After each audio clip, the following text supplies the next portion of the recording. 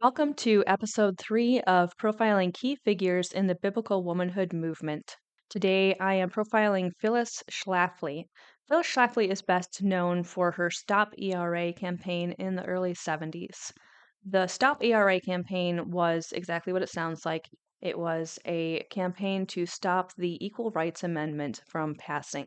We're going to be diving into that. We'll also be talking about her 1977 book, The Power of the Positive Woman. Phyllis Schlafly has a lot in common with the two other women that I profiled in my last two videos, Helen Andelin and Maribel Morgan, who were the authors of Fascinating Womanhood and The Total Woman, respectively. But there are also some key differences. Helen Andelin and Maribel Morgan both kind of walked the talk of what they were teaching. They did live this life where they seemed to be content with being wives, mothers, homemakers, and they went on to make careers out of that, but that was their primary focus. They didn't have a high level of education or a career outside of that. That is not the case for Phyllis Schlafly. By the time that she became interested in the ERA and in the feminist movement in 1972, she already had a lot of pretty impressive accomplishments under her belt. She was a highly educated person. She was academically inclined as a student growing up. She not only went to college to get a 4-year degree, she went on to get a master's degree in political science from Harvard. And later, after she was already married and had children, she went back to school to get a law degree. Her education did not go to waste or stagnate, as happened with a lot of women who did get higher education during the 50s and 60s. In 1946, she ran a very successful political campaign for Claude Bakewell, a Republican congressman. In 1952, just a few years after she and her husband Fred got married, she herself ran for Congress. She lost that election, but she stayed involved with Republican politics all through the 50s and 60s. She was also the author of several books before she even started her campaign against the ERA. Her big break came in 1964 with her self-published book, A Choice, Not an Echo, which was instrumental in getting Barry Goldwater the Republican nomination in the 1964 election. Phyllis Schlafly was active in the Republican Party while it was having something of an identity crisis in the 1960s. There were some in the party who wanted to go in a more moderate direction. There were others who wanted the party to go further right. Phyllis Schlafly certainly belonged to that second group, but this could make her a pretty polarizing figure. By the time that the 1968 election rolled around, the Republican Party had gone through something of a regime change. She was removed from her vice president seat in the National Federation for Republican Women. But she still stayed involved in politics. She went on to start the Phyllis Schlafly Report, which was a monthly newsletter that she would send out to her very impressive contact list that she had been curating since the 1940s. Meanwhile, the second wave of feminism was building, and the two major political parties had not yet decided what to do with it. Feminist leaders came up with the idea to unite the movement around the ERA, the Equal Rights Amendment. This was an amendment that had already been proposed back in the 20s during the first wave of feminism by Alice Paul. And the main gist of it is in section 1. It says, equality of rights under the law shall not be denied or abridged by the United States or by any state on account of sex. ERA had bipartisan support. It had already, by 1972, passed in the Senate and in the House, and it was at a point where it simply needed to go to the states to be ratified. Phyllis Schlafly had never shown any particular interest in the ERA before 1972. At one point, she had said she hadn't really thought about it that much, but she thought that she was kind of for it.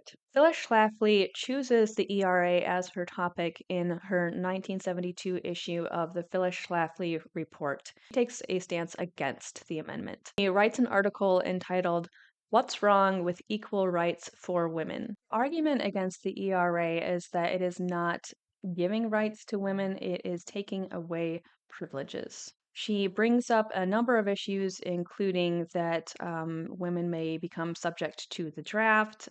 She brings up child support and alimony laws. This is a quote from the article. She says, "We have the immense good fortune to live in a civilization which respects the family as the basic unit of society. This respect is part and parcel of our laws and our customs. It is based on the facts of life, which no legislation or agitation can erase, that women have babies and men don't."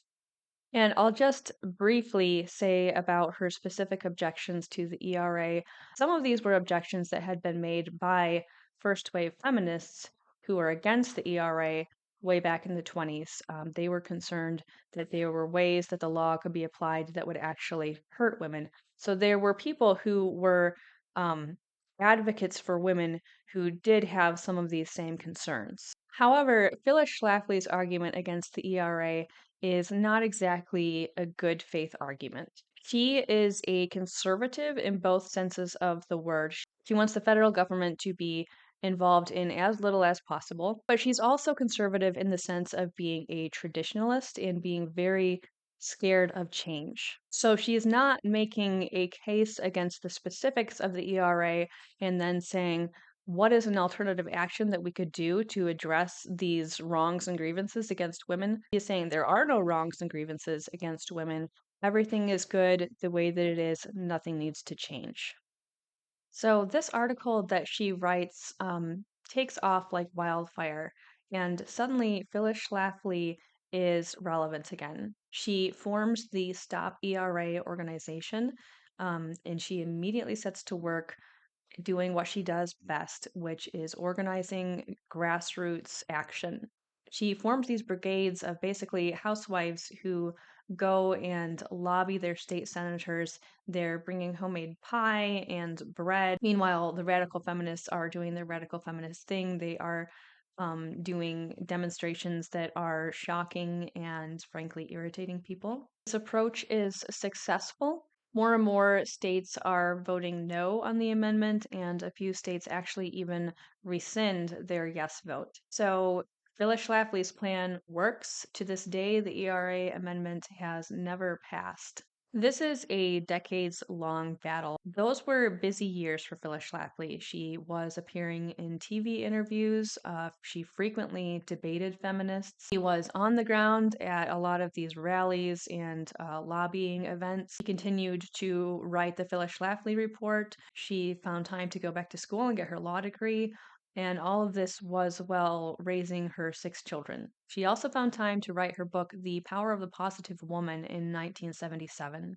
The message of The Power of the Positive Woman is that American women are not oppressed.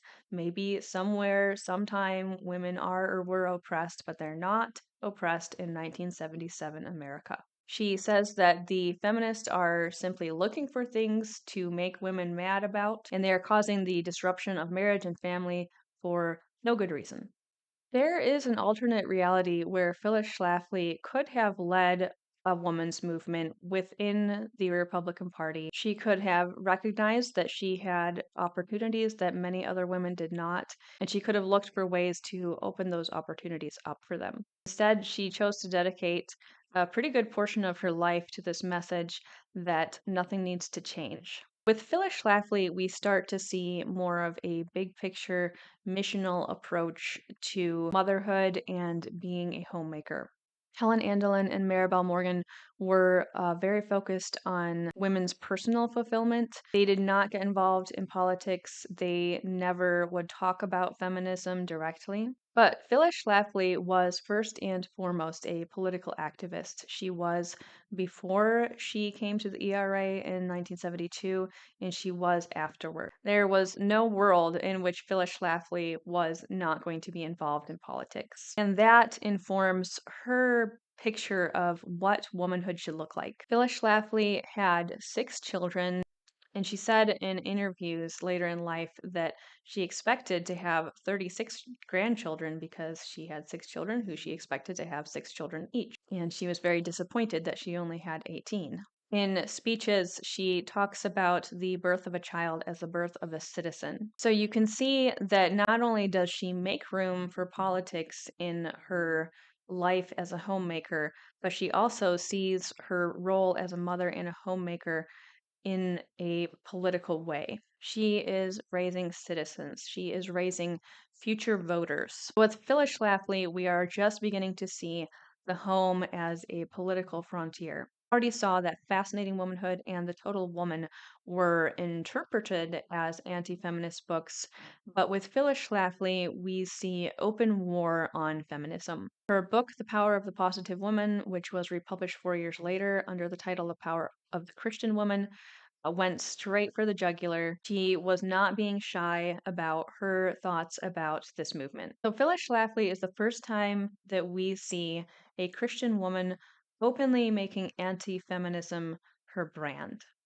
As we move into the 1980s, Phyllis Schlafly's influence is going to embolden other Christian authors, including Mary Pride, the author of The Way Home, and Rick and Jan Hess, the authors of A Full Quiver, to make anti feminism a major part of their message.